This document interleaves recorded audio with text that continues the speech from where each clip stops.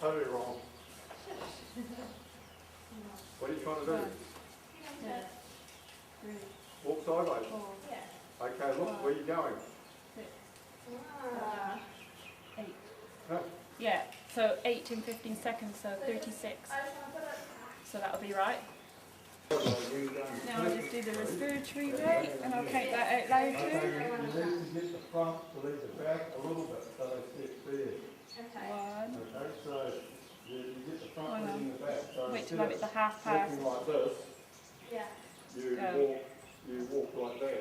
Just 1. slightly, so that they can sit either way. So do you just put 2, pressure on this side, or do you put it back on No, one? None at all. 3, Just open that hand out well. Yeah. You open Just the 3. shoulder up, move it So across. 12. More on this side than on that side. Oh, okay, yeah, I'm with you. Okay.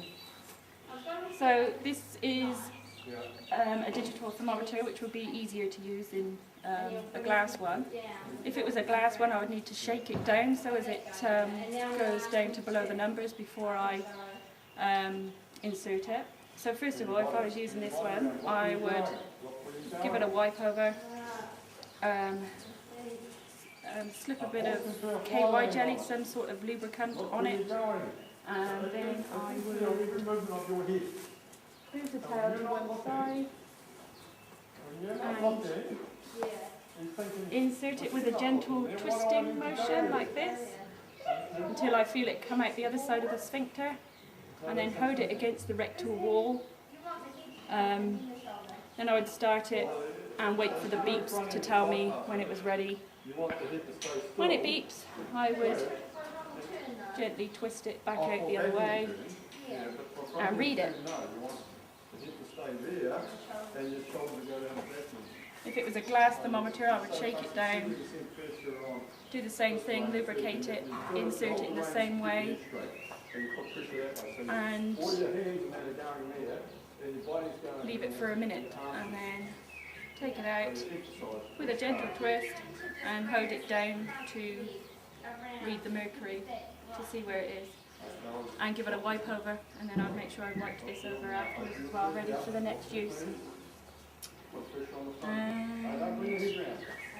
Bot flies. Sometimes bot flies will lay yellow eggs on the bottom of the legs, and there's something called a bot knife that you can actually cut the fur to remove the eggs. So you would cut it in the direction of the fur growth, and failing that, you could just clip it short, clip them off with clippers. If I was wanting to give oral medication, I would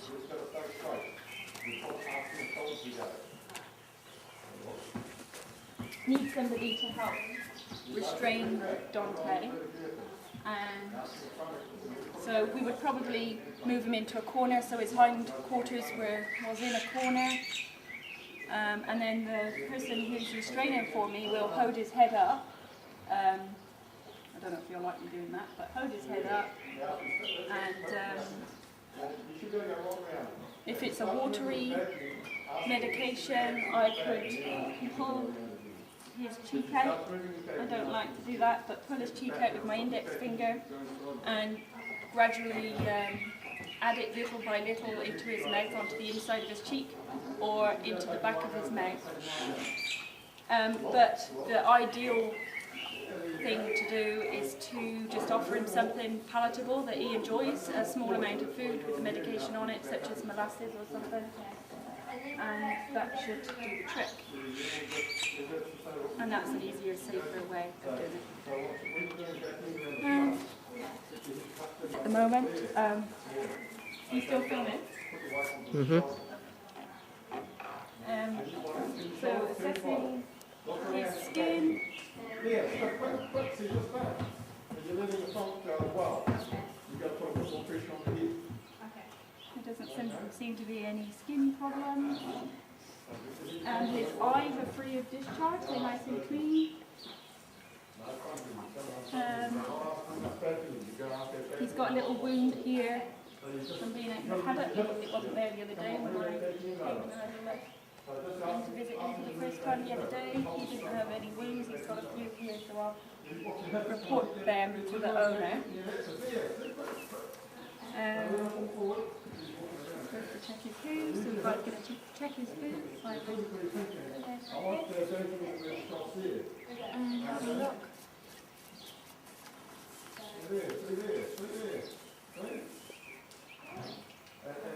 Fine, but I would do that to all four, obviously. Put it on a rail, and just kind of keep your half loading like that. So you should be able to flip between the kids now. You should be able, I can do it on my right. Okay, I want you to do at the same time, I want you to take a kid, and I want you to do this. There you go, see? And check his mouth. See you with me? Yeah. Take a kid. And his There. teeth. And you see, I'm asking there Yeah. to stop me going forward and moving that front feet. I don't want to look at his teeth, but I could check his mouth and teeth if I was doing a proper examination. Come on. And that's it. If I was going to give topical medication, which is just ointments and creams that go onto the skin, I would just, you know, rub it on, just like that. And rub it in. Right, Jonte. So I'm approaching Jonte from the side, and not from the front and not from behind. And I just got to watch his nostrils as I put it over, flick it over, pull that through.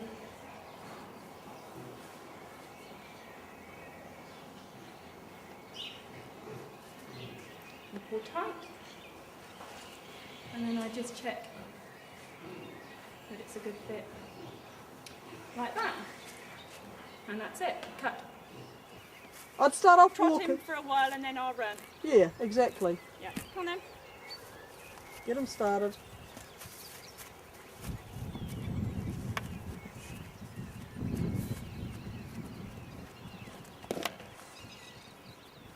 If I had that as an issue, I'd pass that running nonsense. Good boy. Come on then.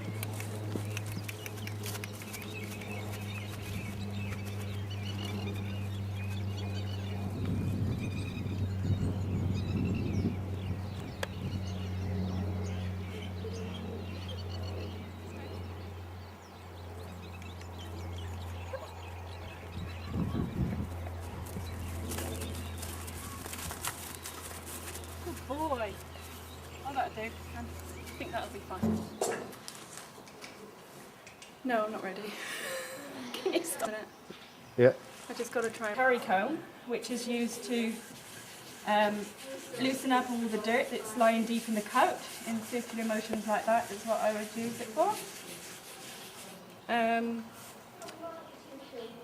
This is a dandy brush, which is stiff bristled, and so I would use this in short sweeping motions like this to remove the dirt that I've just loosened up.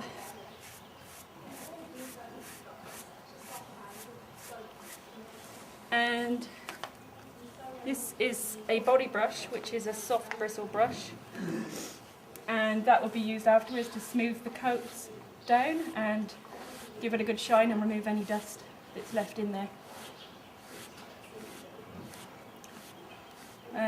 I don't have a tail brush, but what I would do if I had a tail brush is I would start at the tip and work my way up, so as I'm not loosening it, I'm not thinning out the tail too much and ruining the look of the horse.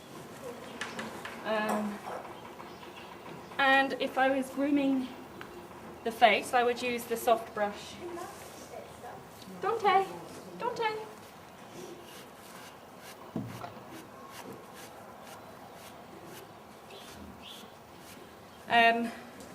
If I had some sponges, which I don't have any sponges, but quite often they can have separate sponges, one for cleaning out the nostrils around the outside and inside the nostrils to remove any dirt or discharge, and there would be one also for the anus, which I would move the tail to one side like so and clean the anus. And in the case of mares, sometimes you can have a separate sponge to clean the vulva as well. Now,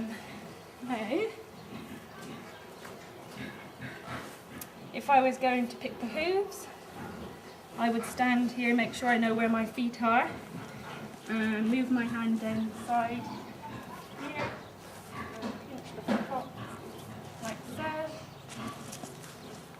and then remove any dirt and stones from the frog.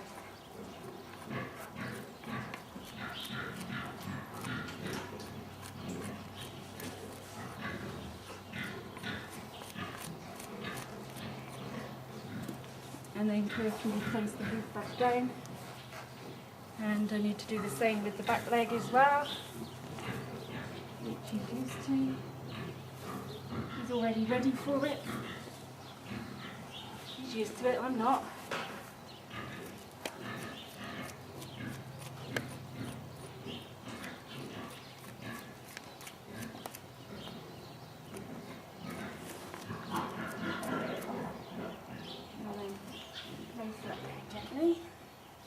Good boy. What else? I think that's it. Are you ready? Yeah. So, if to take care of this grooming equipment, I would use a metal curry comb to remove the dead hairs, and then give it a weekly wash with dishwashing liquid. In the case of infectious diseases, I would wash it with Trigene and leave it for 5 minutes. If that's the case, then I wouldn't be using the detergent beforehand, because the detergent can leave a film that traps the dirt and germs underneath it. And that's it. Cut.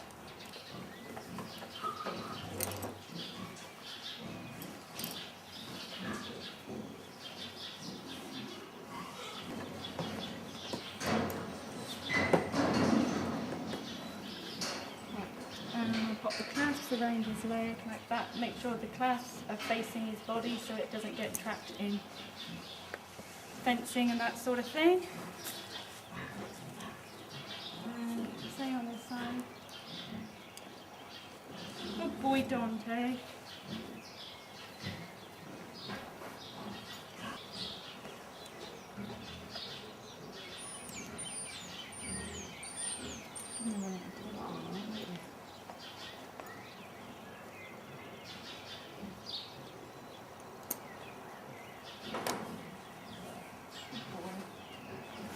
And then we'll bring the rest of the back.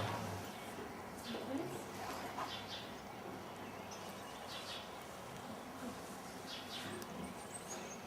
And then do it the chest straps.